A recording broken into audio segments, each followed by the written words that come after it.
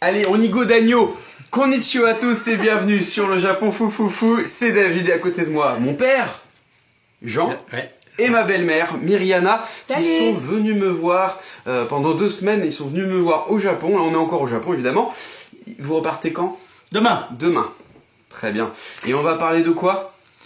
Des choses surprenantes au Japon.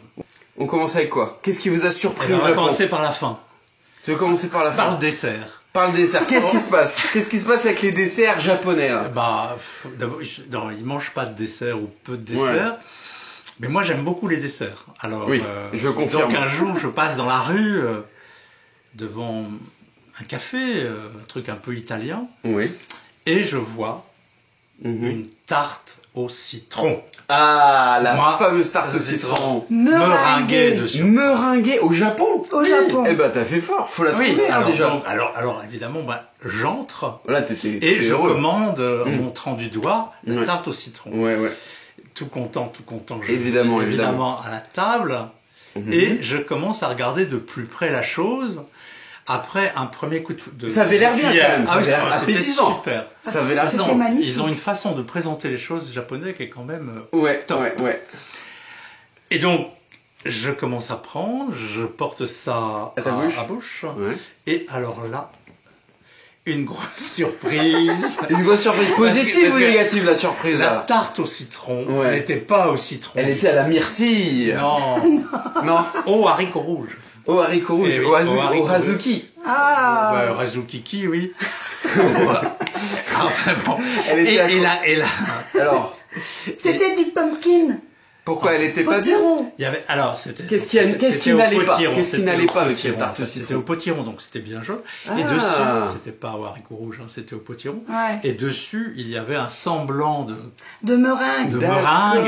Bon, c'était pas une glace. C'était pas au du citron. Tout ce qu'on pas une glace. C'était pas une tarte au citron du tout. Non. Alors bon, des fois on se trompe. C'était une pâte de riz au-dessus. Ouais. Pâte de riz donc blanche. on était, alors là bon, on était un peu déçus parce que c'était pas terrible. Mais c'est vrai que les Japonais, ils aiment bien les desserts avec le potiron.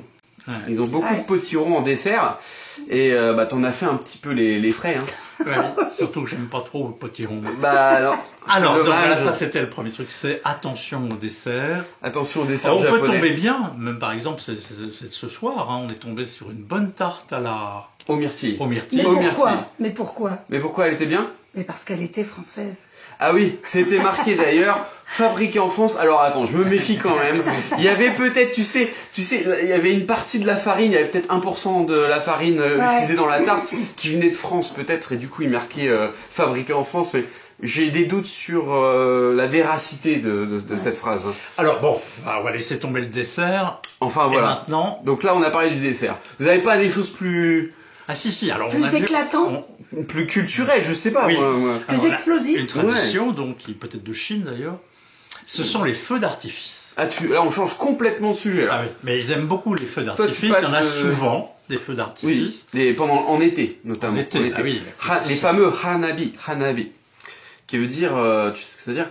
La fleur, le hanabi. Ah oui, la fleur dans le ciel. Fleur de feu, voilà. Ah, hanabi, le fleur de feu. Alors, feux d'artifice. Donc, ils sont très beaux, les feux d'artifice. Ils sont très très beaux, mais très très longs. Parce que, c'est vrai. Entre les tirages, il y a une bonne demi-heure, ou j'exagère peut-être, au moins 20 minutes. Là, t'exagères quand même, hein. Tu veux dire 20 minutes d'attente. Non, c'était plus pas 20 minutes quand même. Non, allez. Chez nous, en 5-10 minutes. France, 5-10 minutes. L'art du feu d'artifice, c'est aussi de multiplier les explosions, les fusées, d'en faire énormément. Mais de les faire donc successivement. Et tout l'art, c'est d'enchaîner rapidement, justement, les feux d'artifice. Alors, les Japonais, ils font pas tout à fait ça. Au Japon, c'est pas la quantité qui compte, c'est la qualité, tu vois. C'est par oui, alors justement, qualité, quantité, il y en avait pour un temps très très long. Bon, enfin, cela dit, ils sont très beaux, un peu répétitifs, mais très beaux. Et on a même vu un smiley quand même. Mais c'est vrai que il faut prendre son temps. En fait, un feu d'artifice au Japon, faut le savoir, ça dure en général 2 heures. Ouais. Ça se déguste. Ça se déguste, voilà. C'est comme la tarte au citron. Exactement. Enfin, au potiron, pardon. C'est comme la tarte au potiron, ça se déguste. Et alors, quand on a mangé trop de tartes, etc., il faut faire du sport. Et alors là, les Japonais... Ah, tu passes au troisième point. Le troisième point. Allez, tu enchaînes. Troisième point. On observe, alors ça c'est quand on a l'œil un peu... Troisième chose qui t'a surpris. On observe sur les pistes cyclables des tas de grenouilles en train de faire du vélo. Comment ça? Oui, des grenouilles faisant du vélo. Tu penses que l'humidité japonaise a fait que les grenouilles font du vélo? Alors, je dis ça parce que... Je n'ai pas vu de grenouille au Japon faire du vélo. Japonais faire du vélo, donc il a les genoux à peu près à la hauteur des épaules, et tu te demandes pourquoi. Alors, tu vas donc regarder quand D'accord, je commence il a à comprendre. quitté son vélo, et on s'aperçoit alors que la selle est mise le plus bas possible. Ah oui, alors que ils savent pas monter la selle. Ouais. On a tendance à monter la selle de façon à ce que les jambes puissent travailler avec le pédalier donc jusqu'au bout. Oui, les jambes quasiment tendues. Oui, c'est logique. Non, ils sont comme ça en grenouille. Et souvent en plus le guidon est un petit peu en hauteur, enfin il est assez élevé. Oui. Et donc du coup ils sont vraiment comme ça, un peu comme un ours, tu sais, dans un cirque, sur son petit vélo, tu vois. Une grenouille. Oui, et alors, sous la grenouille, comme tu veux. Et alors, en plus, ce qui est rigolo, c'est que les grenouilles se mettent souvent en danseuse. Parce que dès qu'il y a un tout petit peu de côte, un faux plat même, ils sont incapables, évidemment, de pousser sur le truc. Donc, ils sont obligés de se mettre... en danseuse. Et alors, ils sont en danseuse comme ça. En danseuse, le vélo comme ça. Voilà. Oui, en fait, c'est en danseuse. Alors, en temps normal, nous, on passerait à côté, version normale, la jambe tendue. On pédalerait normalement, on passerait sans problème. Eux, ils sont obligés de se mettre en danseuse, quoi. Voilà. Alors que la pente, elle est légère. C'est une pente à 0,001%, tu vois. Bon, c'est vrai, j'avoue. Alors, on est à la quatrième là maintenant. Parce qu'après les grenouilles. Eh ben oui, les insectes. Les grenouilles, ça mange des insectes, non? Donc tu as été surpris par les tartes au citron qui ne sont pas au citron, les feux d'artifice qui durent trop longtemps, les Japonais qui font les grenouilles sur leur vélo. Voilà, ils savent pas monter la selle comme il le faudrait. Et donc le quatrième point. Les insectes. Les insectes. Alors, on croyait quand même que les Japonais avaient beaucoup d'imagination. Mais non, en fait, on se trompe. Comment ça, beaucoup d'imagination? Où est-ce que tu as trouvé que les Japonais avaient beaucoup d'imagination? C'est-à-dire que nous avons été très chaleureusement accueillis par les insectes ici.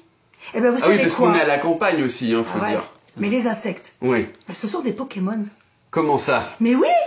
J'ai reconnu les Pokémon. Hein? Eh ouais. Moi, je croyais que les Pokémon, c'était l'imagination japonaise. Mais non, que nenni. Ah, tu trouves que les Pokémon ressemblent aux insectes japonais? Ah ouais. Ah non, mais franchement, vraiment. J'ai une photo, hein. Oui, non, mais ça m'étonne pas parce que il me semble que beaucoup des Pokémon, peut-être pas tous, alors je suis pas très calé Pokémon.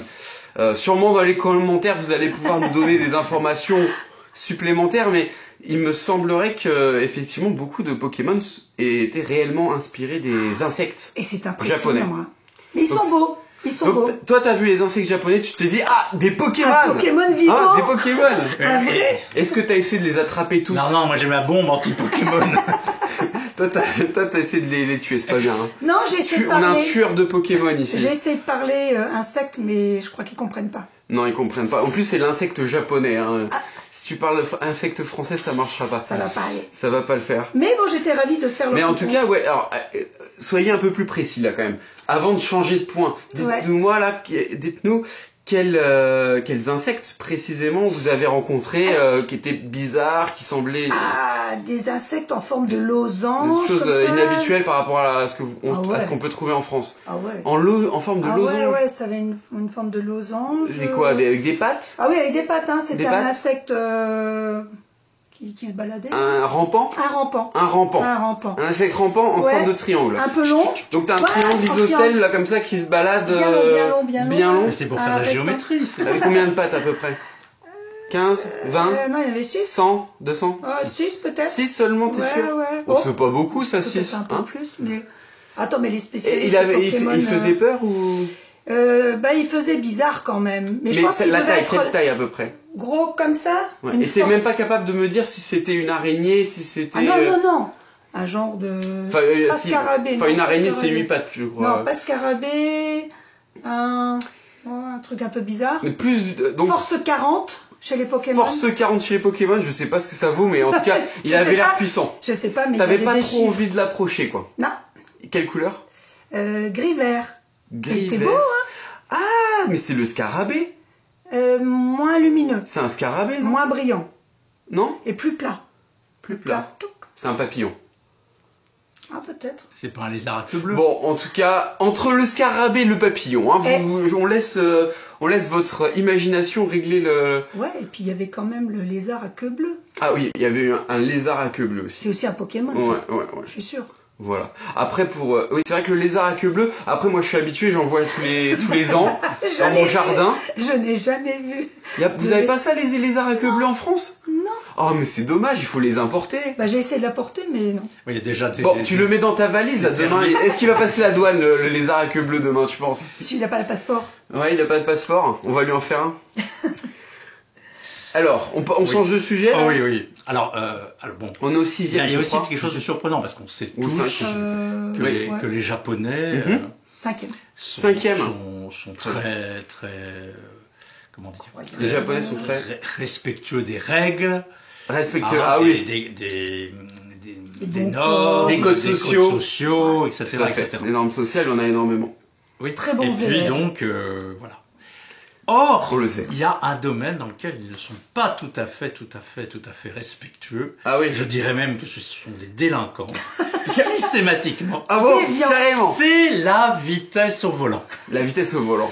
Alors là, j'étais surpris. Au volant, eh bien, le japonais manque de civilité, on va De dire. civilité, d'accord, Et ok. de civisme même. Puisque, par Systématiquement. exemple, C'est pas ma systématiquement- conduite personnelle que tu Non, non, remets non, en cause, là. Ah non. bah, Hein non, mais toi, t'as fait que t'aligner. Non, moi, je conduis bien, En moi. fait, c'est vrai que si tu perturbes la circulation japonaise en allant à la vitesse normale, à la vitesse indiquée. Alors, par exemple, il y a des petites routes de montagne où la limitation de vitesse est marquée, d'ailleurs, au moins tous les 500 mètres. Normalement, il y en a 40 en oui, général. 30, 40. Il y a plein de panneaux tout le long de la route, beaucoup plus souvent qu'en France. Oui, il y a beaucoup de Avec panneaux, ouais. par terre également des indications, donc roule à 30, 40. Oui, des fois, le chiffre est indiqué, par exemple, 40 sur la route. Enfin, il n'y a pas moyen de se tromper. Hein. Si quelqu'un ne voit pas Voilà. un qu'il panneau, ne peut c'est pas. qu'il ne peut plus conduire parce qu'il est aveugle. Hein, ou alors... Bon, et ben Oui, effectivement, systématiquement, donc, ils sont au moins 20 km/h au-dessus, sinon plus. Et quelquefois, quand même, c'est vraiment des Non, mais en des fait, routes c'était pas une limite sinueuses de et vitesse, étroites. c'est rouler à partir de cette vitesse-là. Non, je plaisante, évidemment. Non. Non, mais c'est vrai que les vitesses de, Et en ville aussi. les limites de vitesse ne sont pas respectées au Japon. Que ce soit en ville ou en campagne, elles sont pas respectées, surtout sur les grandes routes, en fait. Oui, je dirais Oh, même plus. même petite. Dans les petites routes de campagne, vous ne roulez pas à gauche, vous roulez à droite. Alors, c'est que des fois, en fait, le chemin, si tu veux, il est tellement large et il n'y a pas vraiment de démarcation ligne de gauche et ligne de droite. Ah ouais. Et quand il y a très peu de voitures, pour prendre les virages, bon, t'as tendance à rouler un petit peu. On est témoins des boussolés. Hein. Il est bien assimilé japonais. Hein. C'est comme ça que ça fonctionne. Hein. C'est comme ça que ça fonctionne ici au Japon, en tout cas. Ouais. Alors, bon, autre curiosité peut-être, Oui. hein, c'est le mélange donc Et d'un attends, juste pour finir, tu sais que les Japonais aussi, ils ont tendance à être très laxistes sur le grillage des feux rouges. Ah vrai oui, aussi. ah oui. Ouais, il n'y a pas de radar à feu, en tout cas moi j'en ai pas vu. J'ai pas l'impression qu'il y ait de radar à feu rouge au Japon. Non, il y a que des feux d'artifice. Et des fois le feu il est non plus orange mais orange rougeâtre quoi. C'est bien c'est- mûr. c'est Bien orange mûr. sanguine quoi. Le feu il est orange sanguine. C'est presque du rouge et il passe quand même. Hein. Et ça ils s'emmerdent pas là-dessus c'est sûr. Allez je t'embête plus vas-y. Donc tu parlais Alors, du. On est à quel point là? L'avant-dernier. 6e. Donc 6e point. Ouais. On aura Tradition encore et un dernier modernité. après. Tradition et modernité. Alors, c'est assez surprenant, c'est-à-dire Ouais. qu'on se promène en ville avec ces grands immeubles très modernes, béton, verre, Oui, oui, acier. Oui. Même à Shizuoka hein, d'ailleurs, Oui, en à centre-ville Shizuoka. c'est très moderne. Hein. Et d'un seul coup, juste après, Mm. on tombe sur un petit temple. Tout Voilà, petit, ouais.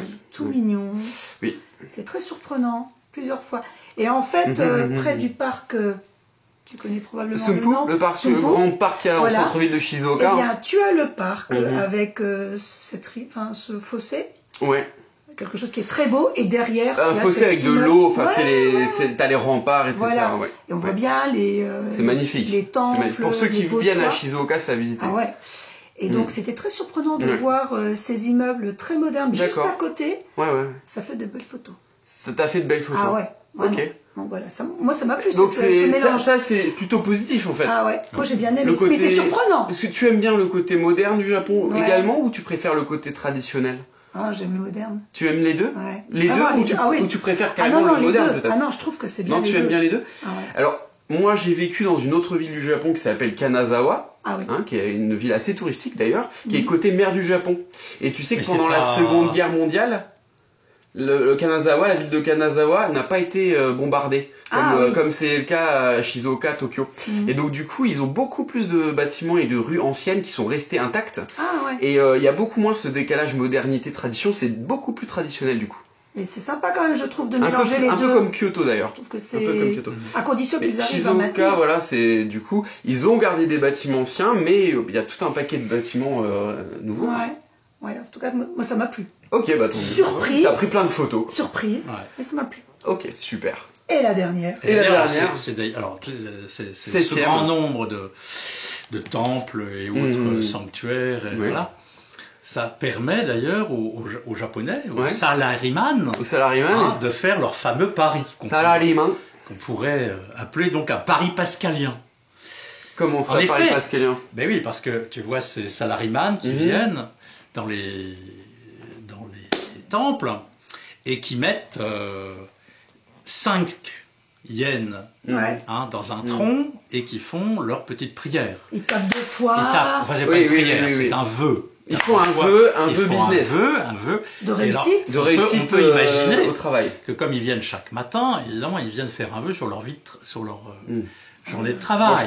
Je pense pas qu'ils viennent tous les matins, mais enfin peut-être certains, mais Certains. en tout Ils cas, le font c'est assez vrai qu'il y a souvent. des périodes de l'année pendant lesquelles les salariés, on les voit à costard cravate, arriver dans les temples ou Ouais. les sanctuaires, faire une prière, et il y a même les dieux au Japon.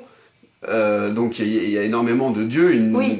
multitude de divinités, et chaque divinité, chaque dieu Est associé à quelque chose. Il y a le dieu par exemple de la fertilité, le dieu justement pour le travail, il y a le dieu pour les études, il y a le dieu pour les relations fécondité. amoureuses, Ouais. voilà, fécondité, voilà. il y a- Pour il y a- la santé. pour la santé, il y a des dieux pour tout.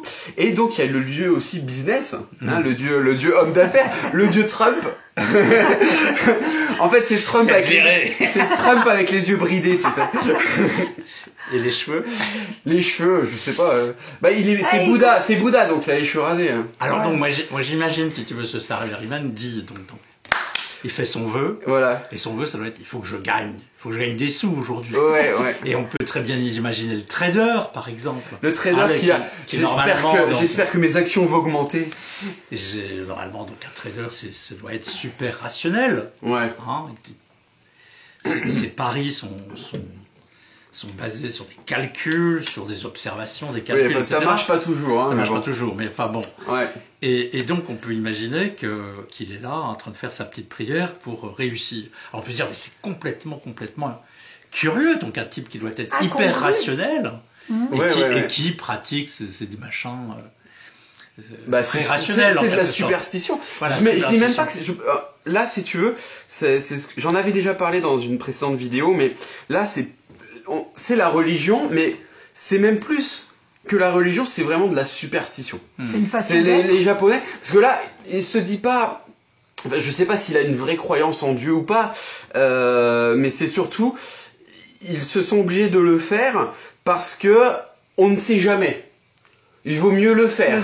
Il vaut mieux le faire qu'avoir Que ça des ne regrets fonctionne pas. après. Et ben voilà. Il y a beaucoup de Japonais Et comme ça. C'est pour ça que je disais que c'est un pari pascalien, parce que Mm. Pascal, Philosophe. oui, Français. disait donc Mm. qu'il était très doué dans le calcul Ouais.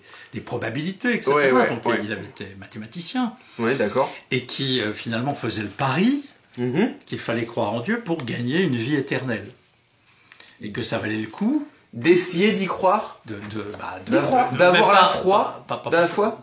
Y croire, ça n'était pas important.